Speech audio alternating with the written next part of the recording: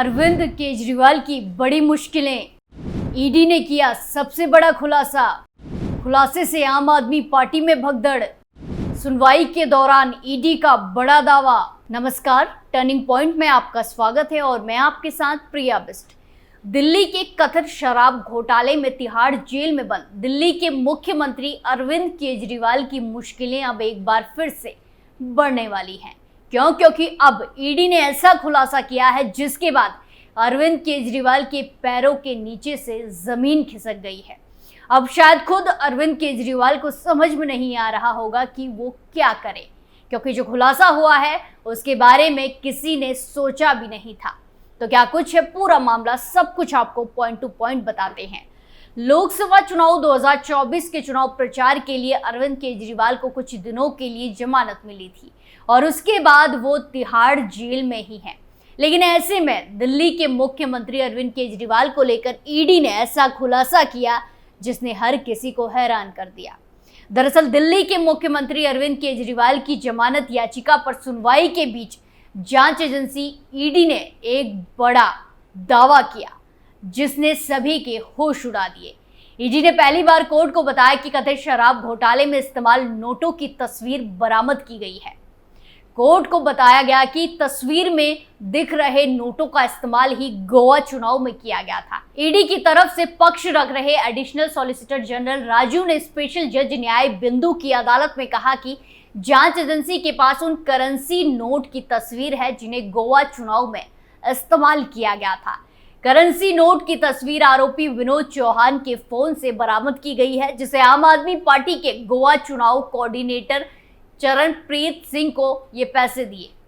ASG Raju ने चौहान और केजरीवाल के बीच चैट का भी दावा किया। उन्होंने कहा कि केजरीवाल कहते हैं मेरा फोन पवित्र है, पासवर्ड नहीं दूंगा। प्रतिकूल निष्कर्ष तो निकालना ही होगा क्योंकि केजरीवाल ने पासवर्ड देने से मना कर दिया है। वो अपना फोन देते हैं तो बहुत सारी बातें सामने आएंगी। ये पहली बार है जब केंद्रीय जांच एजेंसी ने कथित शराब घोटाले में इस्तेमाल नोटों को लेकर इस तरह का दावा किया है। आम आदमी पार्टी और खुद अरविंद केजरीवाल सवाल उठाते रहे हैं कि अगर घोटाला हुआ है तो पैसे बरामद क्यों नहीं हुआ। दिल्ली के मुख्यमंत्री अरविंद केजरीवाल को कथित शराब घोटाले से जुड़े मनी लॉन्ड्रिंग केस में 21 मार्च को गिरफ्तार किया गया था। ईडी ने एक दिन पहले इसी अदालत में दावा किया था कि केजरीवाल ने आम आदमी पार्टी के लिए साउथ ग्रुप से 100 करोड़ की रिश्वत का इस्तेमाल किया था। केजरीवाल की जमानत याचिका का विरोध करते हुए ईडी ने कहा कि आम आदमी पार्टी को घोटाले में आरोपी बनाया गया है। आम आदमी पार्टी अपराध में शामिल है और इसके मुखिया होने की वजह से अरविंद केजरीवाल भी दोषी है। वहीं केजरीवाल की ओर से पेश हुए वकील विक्रम चौधरी ने कहा था कि पूरा मामला बयानों पर आधारित है। उन्होंने कहा कि सरकारी गवाहों को लालच देकर अरविंद केजरीवाल के खिलाफ बयान दिलवाया गया। उन्हें जमानत देने और माफी देने का लालच दिया गया था। हालांकि ईडी ने कहा कि सरकारी गवाह को कानून माफी दी जाती है, ऐसे उन्हें प्रोत्साहित करने के लिए किया जाता है। इसके साथ ही दिल्ली की एक अदालत ने कथित शराब घोटाले से जुड़े मनी लॉन्ड्रिंग केस में 19 जून को दिल्ली के मुख्यमंत्री अरविंद केजरीवाल की न्यायिक हिरासत 3 जुलाई तक बढ़ा दी। दिल्ली के राउज एवेन्यू कोर्ट में केजरीवाल की जमानत याचिका पर सुनवाई हुई। इस दौरान ईडी ने आप नेता के खिलाफ कई आरोप लगाए और कहा कि उसके पास इस बात के सबूत हैं कि उन्होंने 100 करोड़ रुपए की रिश्वत मांगी थी। जांच एजेंसी ने यह भी स्पष्ट किया कि रिश्वत के आरोप केंद्र जांच ब्यूरो सीबीआई की तरफ से लगाए गए थे। अरविंद केजरीवाल फिलहाल दिल्ली की तिहाड़ जेल में बंद हैं। उन्हें अब रद्द की जा चुकी दिल्ली एक्साइज पॉलिसी से जुड़े कथित भ्रष्टाचार के मामले में ईडी ने इस साल मार्च में गिरफ्तार किया था। पिछले महीने ईडी ने सुप्रीम कोर्ट में दावा किया था कि उसके पास ऐसे सबूत हैं जो दिखाते हैं कि अरविंद केजरीवाल ने रिश्वत के तौर पर 100 करोड़ रुपए की डिमांड की थी। तब ईडी की तरफ से शीर्ष अदालत में पेश हुए additional solicitor general SV Raju ने दावा किया था कि रिश्वत को अगड़ियों के जरिए गोवा भेजा गया, जिसका इस्तेमाल आम आदमी पार्टी ने राज्य के विधानसभा चुनाव में किया था। हालांकि तब सुप्रीम कोर्ट ने टिप्पणी की थी कि ये एक परिस्थितिजनक साक्ष्य हैं। एडिशनल सॉलिसिटर जनरल ने मई में सुप्रीम कोर्ट में जो दावे किए थे उन्हीं दावों को राउज एवेन्यू कोर्ट में भी दोहराया।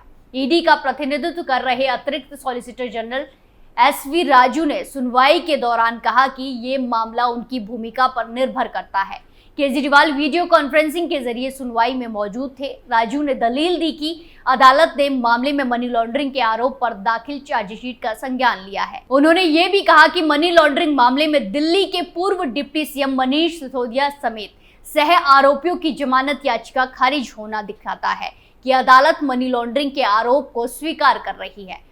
एसवी राजू ने कहा कि अदालत की तरफ से मनी लॉन्ड्रिंग का संज्ञान लेना बताता है कि पहली नजर में अदालत को विश्वास हो गया है कि यहाँ मनी लॉन्ड्रिंग का मामला बनता है। सीबीआई जांच में पता चला है कि केजरीवाल ने 100 करोड़ रुपए की रिश्वत मांगी थी।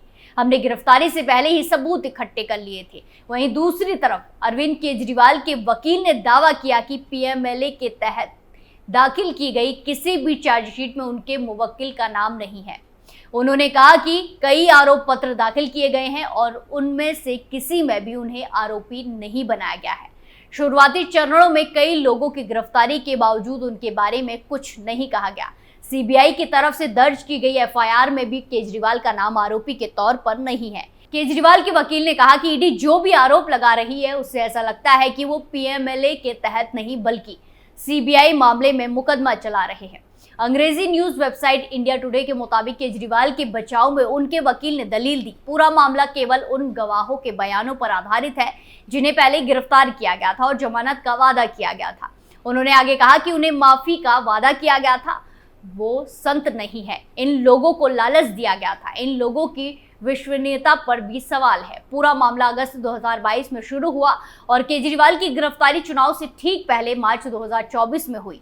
केजरीवाल की गिरफ्तारी के समय के पीछे भी एक दुर्भावना है। सुप्रीम कोर्ट ने अरविंद केजरीवाल को लोकसभा चुनाव के दौरान प्रचार करने के लिए 10 मई को 21 दिनों के लिए अंतरिम जमानत दे दी थी। अंतरिम जमानत की मियाद पूरी होने पर उसे बढ़ाने के लिए केजरीवाल ने सुप्रीम कोर्ट और बाद में निचली अदालत का भी रुख किया, लेकिन राहत नहीं मिली। आखिरकार 2 जून को उन्होंने तिहाड़ जेल में आत्मसमर्पण कर दिया। एक तरफ तो अरविंद केजरीवाल की हिरासत को बढ़ा दिया गया है, तो दूसरी तरफ दिल्ली में जल संकट को लेकर भी विपक्षी पार्टियां अरविंद केजरीवाल की सरकार को जमकर घेर रही हैं। दरअसल दिल्ली में पानी की भारी दिक्कत है, ये सभी लोग जानते हैं, और बीजेपी जहां जल संकट को लेकर लगातार आप सरकार के खिलाफ प्रदर्शन कर रही है, वहीं जल मंत्री आतिशी हरियाणा पर पानी नहीं देने का आरोप लगा रही है। इसी बीच पूर्वी दिल्ली से सांसद मनोज तिवारी ने जल संकट को लेकर दिल्ली के मुख्यमंत्री अरविंद केजरीवाल पर निशाना साधा है।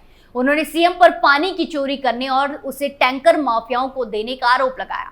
तिवारी ने आगे आरोप लगाया कि वर्षा जल संचयन जैसे विकल्पों पर विचार किए बिना मुख्यमंत्री मामले को भटकाना चाहते हैं। बीजेपी सांसद ने कहा कि क्या अरविंद केजरीवाल को दिल्ली में गिरते भूजल की चिंता है? नहीं, दिल्ली की आने वाली पीढ़ियां आपको कभी माफ नहीं करेंगी। दिल्ली के आम लोगों के लिए जो पानी चाहिए था, आपने उसे टैंकर माफियाओं को सौंप दिया।